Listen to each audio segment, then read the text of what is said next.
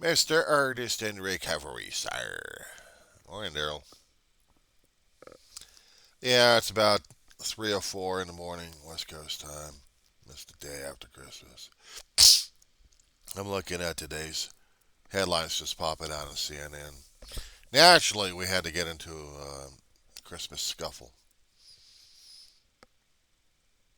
The United States went on a warpath in Iraq, launching missiles, killing some highfalutin Iranian leaders or militant leaders. So, naturally, we really got to get into World War III, don't we? Merry Christmas, have a war. I'm still waiting for the CNN story to come out. I don't want to hear it on there concerning about all ranting and raving from the gas bag himself. Yeah, it's a hell of a thing that you're celebrating New Year's. I don't even remember the hell celebrating New Year's stoned or drunk. I remember sober. I remember sober.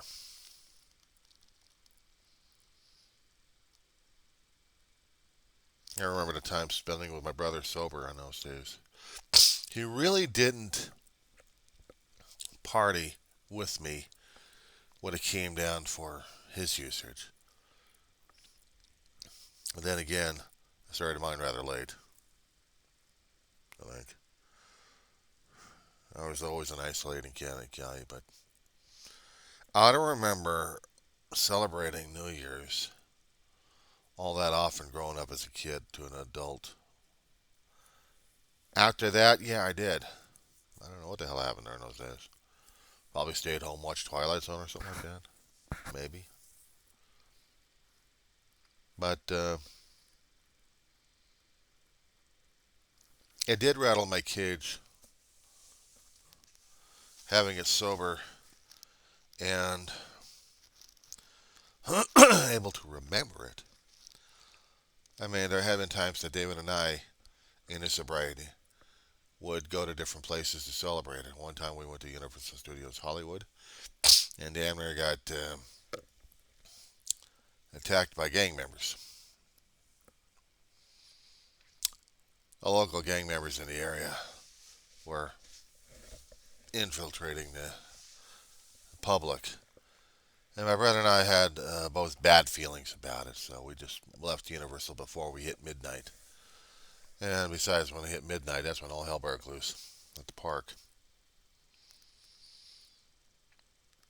There's also another time, I'm trying to remember, that we celebrated at Disneyland. Last several times I celebrated it with him out in public.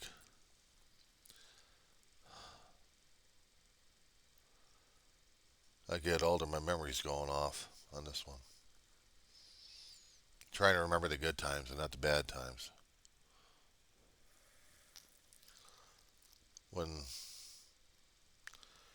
my brother one time was working at a company, S.K. Reichhoff, used to be delivering food stuff to different restaurants and places, stocking their pantries up. He was telling me when the New Year's hit, and I probably celebrated it with Ma during that time. But he was telling me the story where he was in the guard shack. The guard shack that they had, that was at the main gate, had thick roof. I mean, absolutely, it's like almost concrete and steel in it. And it protected them, especially when New Year's hit, because all they kept hearing was louder, sharper, hitting the roof for 3 or 4 hours. Daylight hit, and there was no more coming on the roof. They got a ladder, and they got dustpans and brooms.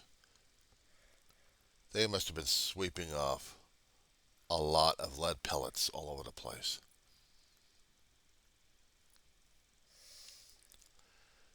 It just bounced off the cement, causing a lot of potholes all over the place, but it didn't crack it. and they were okay on that one. But that's what it did. It swept off uh, like a few buckets full of the lead. That was exciting for him. Yeah, I just stayed home and watched news or just slept through the damn thing. My brother wanted to celebrate New Year's with me on a lot of occasions when he could, when he wasn't working or we were just all at home.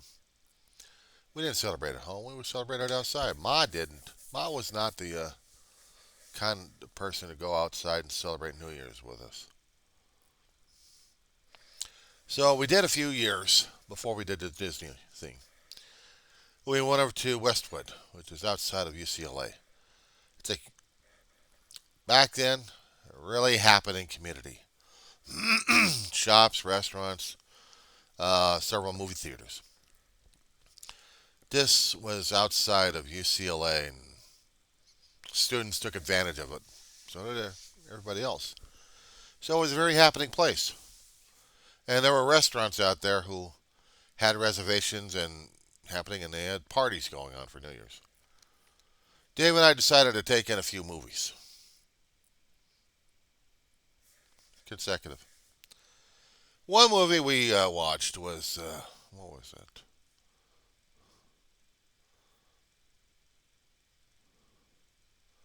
Jack Nicholson in it. A Few Good Men. Tom Cruise, Demi Moore. We're watching this. It's a heavy, intense moment. New Year strikes. And when Dave and I tried to do Happy New Year, everyone was freaking out on us.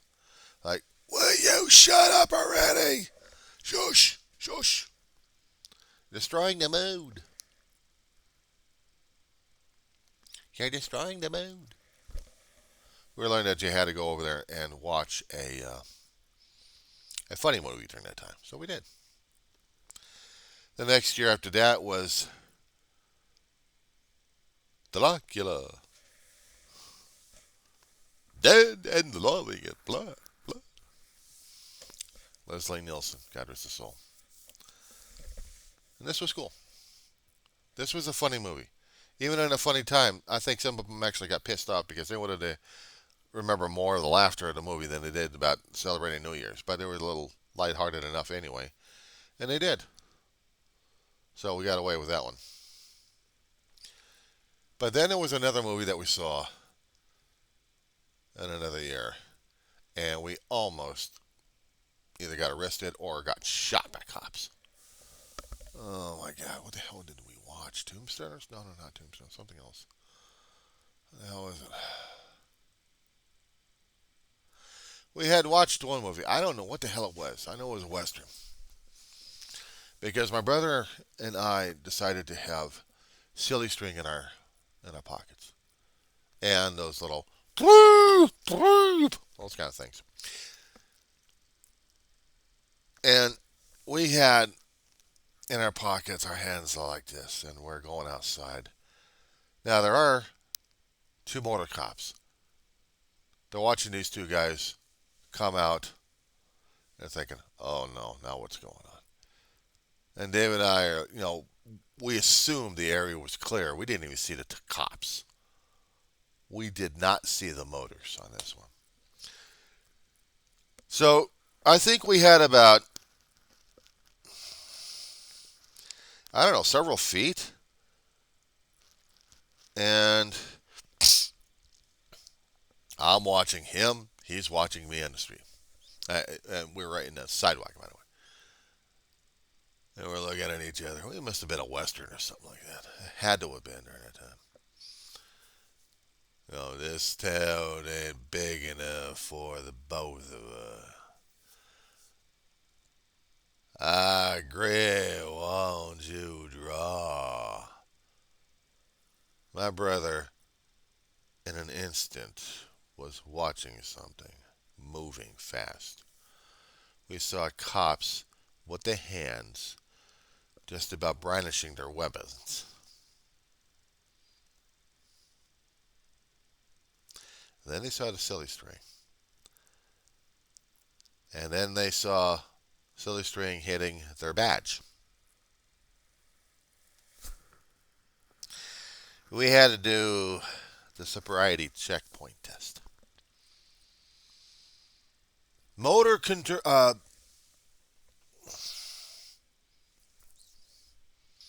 doing the setting down, by the way. Walking in a straight line, and then walking back, and then reciting something to see if our brains were impaired. It pissed them off. Don't come over here again doing that, please. We don't want to shoot you guys. We got tons of paperwork we got to fill out because of this. Dave and I went home. We're laughing our asses off, and we're almost shitting in our pants. How to spend a New Year's with that kind of insanity, I'll tell you that much. Give me a second here.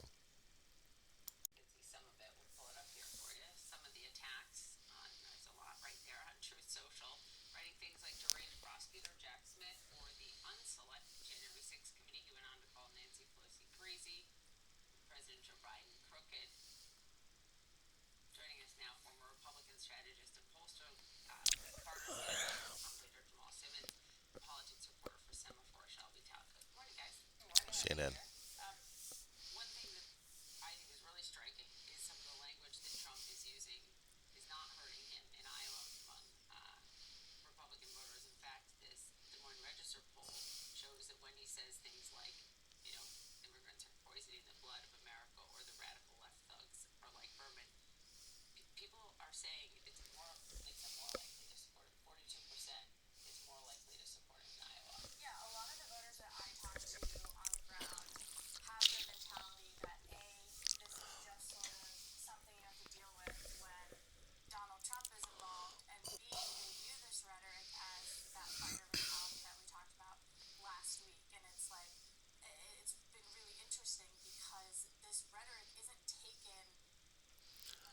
Okay, they posted something, but I didn't get a chance to see it because my damn glasses are not on me.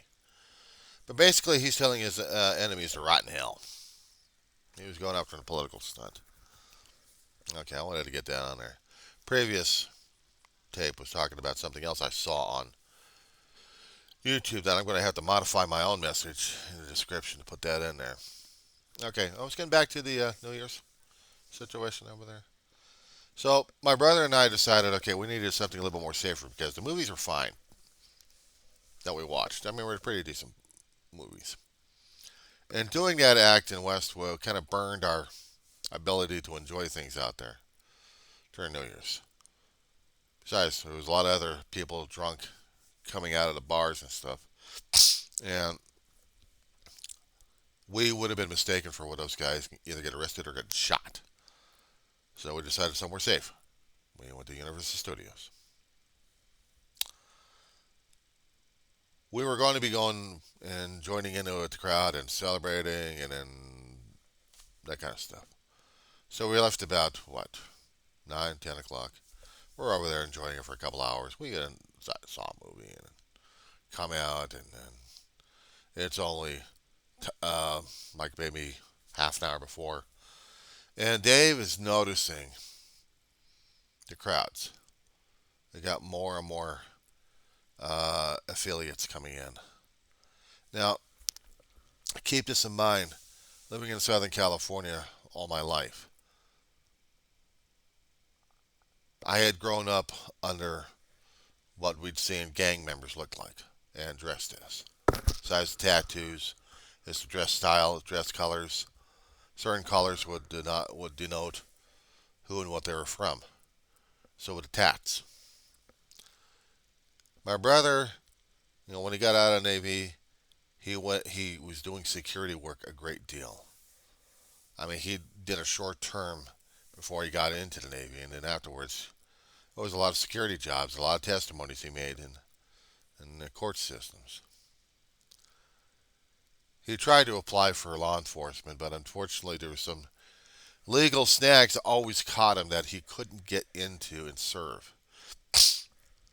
But he did his job as a security officer, observe and report and arrest. supposed to be observing a report. Now, my brother, he made arrests, citizens arrests. So he had to testify in court. The cops started to know my brother, at least some of them anyway. So he had connections. He also talked with a lot of cops, and he had passed a few pointers to me in his life, what to look out for and what to be nervous about. And for the most part, I just keep cool and just watch. Don't say a word, just watch. I'm not a good guard. I stay out of the way. I see a problem, I'm staying away from it. When my brother was going before recovery, he was a royal asshole when he came out of the military. He learned how to be a royal asshole in the military, apparently. And it stayed with him, even when he was using it. And then when he got clean sober, he was still an asshole for a long time. I mean, he was friends. They just don't cross him because he'd be your worst nightmare. And some days when he actually had that attitude, when I'm walking with him, some street, people would get out of his way. I mean, they'd just walk around him, make a U-turn, or just go across the street and stay on that side. Because my brother had the attitude. He had the air. You didn't mess with him. Which meant there was a few people going to be taking trips at him. Especially when my brother was wearing guard uniforms and I didn't recognize him.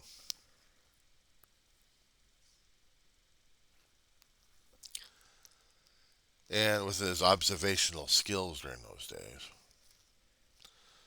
we were over at Universal Studio Hollywood, as I said before, trying to enjoy New Year's. And then he was noticing people shifting around, and he was noticing elements from San Fernando Valley, and not to mention Southern California, coming in. That was it. You were saying, okay, that's it. I'm out of here. So we get out of there.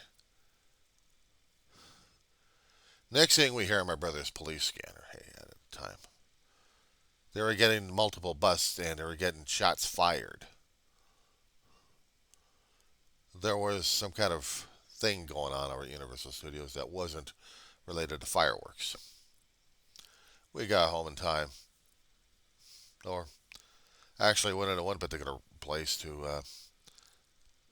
survive because when New Year's hit, it was raining pellets. When you fire around, you got the lead pellet, you got that metal pellet going out from the barrel into the sky and falling down on someone or something. We learned that when New Year's come, you duck for cover. Even a car is not safe sometimes. Back then, I think some of the older cars, were made out of airplane steel, so they could probably survive it. But these days, they'd crack under the damn thing. So my brother decided, okay, we're going to try Disneyland. We had a travel agent friend of ours that Ma had been doing business with. Met him at a mixer once. And he was a travel agent with a company out in Encino somewhere. All Rush Travel. His name was Jerry. He was a big Disney aficionado. Man, they got pouring out details left and right. Every 2 or 3 weeks, he'd take his annual pass and he'd be using it like crazy just to walk, just to do walking on Disney's property. I mean, you pay for parking, but he would enjoy the park. It was something about the park that caught him. Except for the politics happened with the CEOs, and that's what kind of ticked him off and turned him off for a while. I don't know what the hell happened to him. But maybe one or two, our first New Year's parties that Dave and I had been to with him, we had people. We'd shared a room or two, save on the rates, and the thing was, with our New Year's party, we'd get there, car parked, wound our way into Disney Park. We'd had fun for nearly 3 or 4 hours. Come out with our hand stamp before 12 noon. Before 12 noon. Get reservations going on for different places. So we'd go over to the motel, check in, get ready for the night, take a nap if we need to, go out, eat dinner, and we go back to the park and stay there until New Year's, celebrate. We go to the motel, sleep overnight, then check out the next day.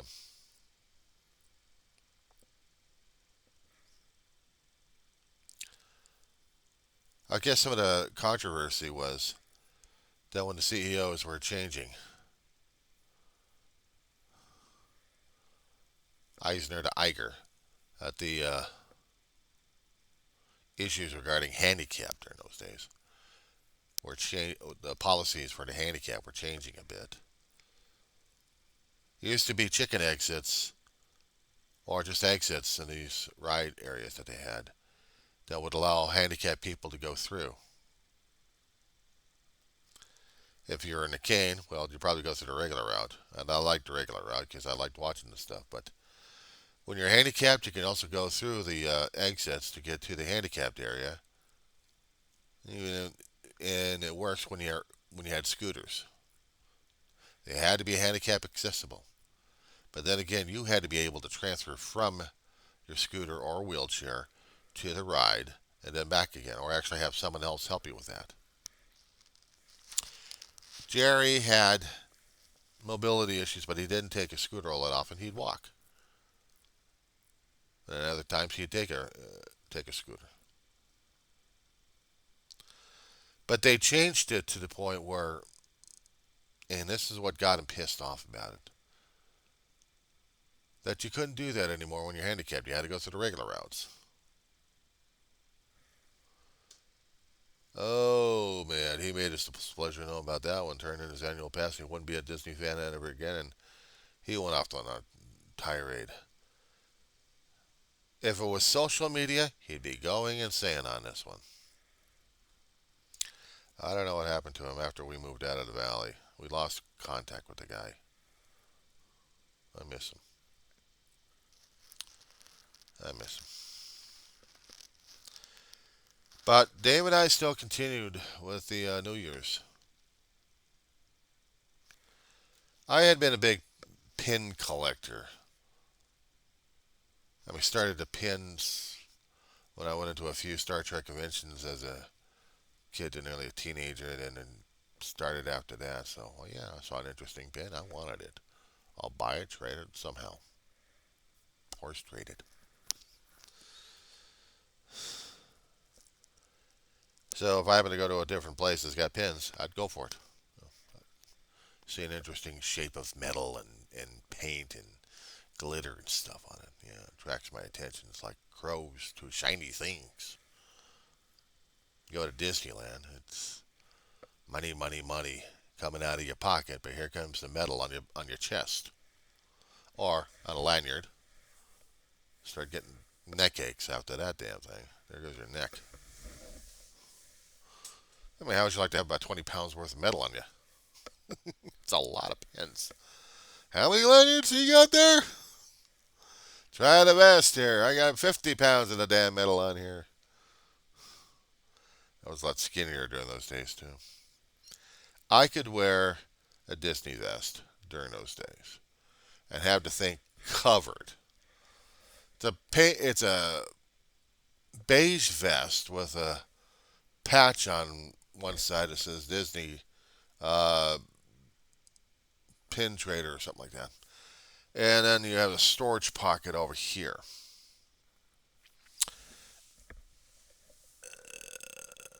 Sorry. And I would have areas covered with metal.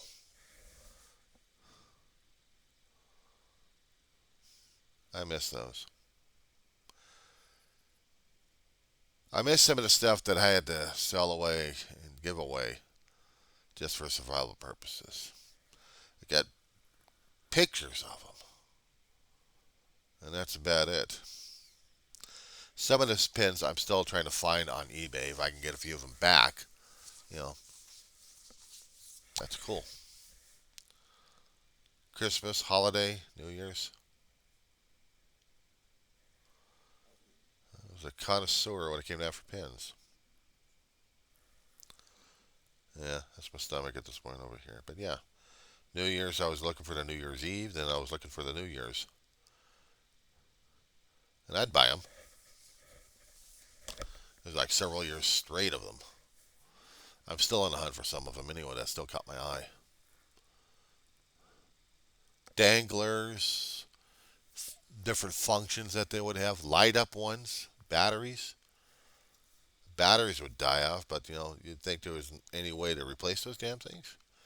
Actually, yeah, if you knew what the type of batteries that they actually had, and slide them in and slide them out.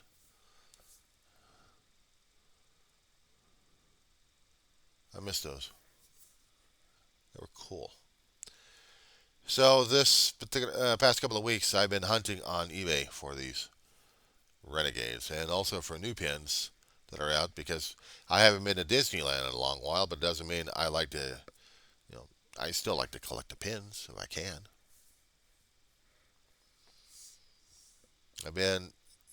I've collected a few pins regarding Disney cruises, but I hadn't been out there.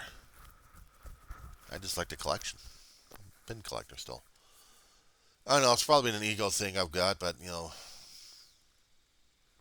I get into the pattern, and after I get them buried in boxes left and right, unless I feel like I'm going to be an egomaniac to see them say, look at these pins I got here.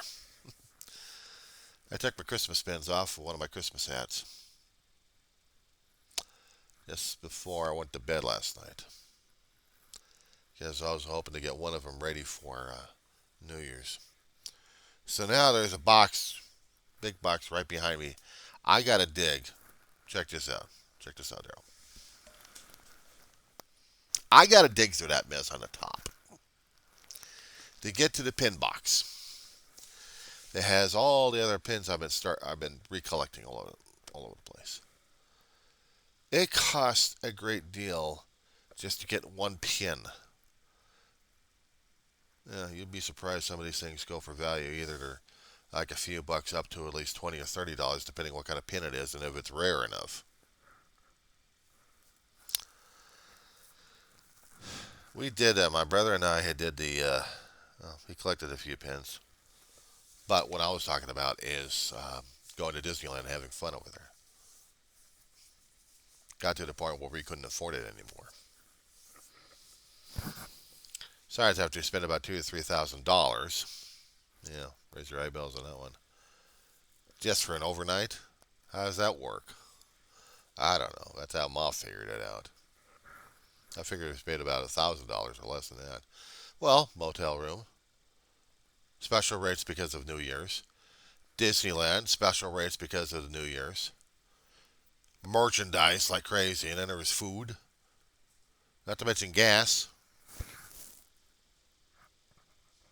You gotta have gas money going up and back, especially going back to the Antelope Valley and back.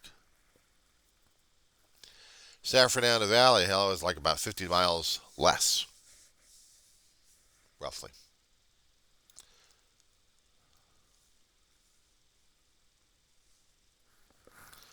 So that was cool. But then after that, I started working in those days.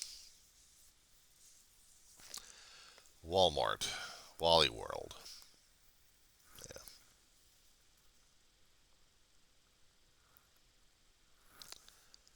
They sucked. I really didn't spend New Year's Eve except maybe to recovery homes. Actually, recovery halls, actually.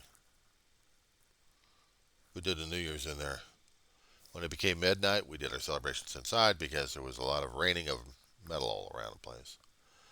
At one time, my brother and I decided not to do the recovery hall and just went out to Denny's. And we stayed out there. And we heard on the ground. I'm surprised the windshield lasted and didn't get any cracks in the thing.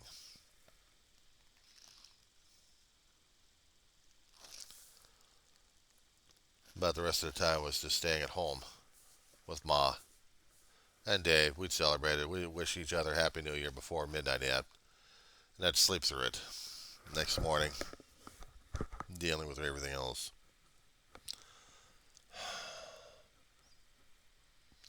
Yeah, so I'm spending my New Year's. How am I going to be spending this one? At home with my little dog in the bathroom, listening to music, and hoping she doesn't go crazy with all the damn firecrackers going off. I mean, we still get on some occasions, we still get some of the pellets coming down because these idiots are firing guns in the air. Most of the time, it's the artillery shells that they're launching into the sky. Not to mention, we got neighbors out here who don't know safety from shit. They would launch in between buildings if they had to. They'd launch on property, they'd launch off property. And the cops and the fire department would just say, okay, we sighted them, but you got to get us direct evidence. We need to see it. You need to photograph it. You need to videotape it. You need to lead us to them directly. Lead us to them directly. Otherwise, we don't know who to do it. And we don't care.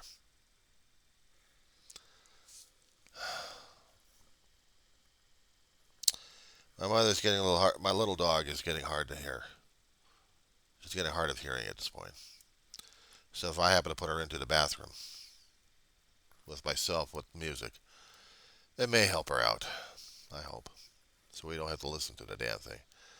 But knowing how the guys do it, they'll go up until about 4 o'clock in the morning and then go to sleep. Or do something else. Yeah, sorry about the long letter. There's a lot of memories coming out. Let's just hope that the rest of the New Year's will be a hell of a lot easier. And let's hope we can survive the rest of 2023, my friend.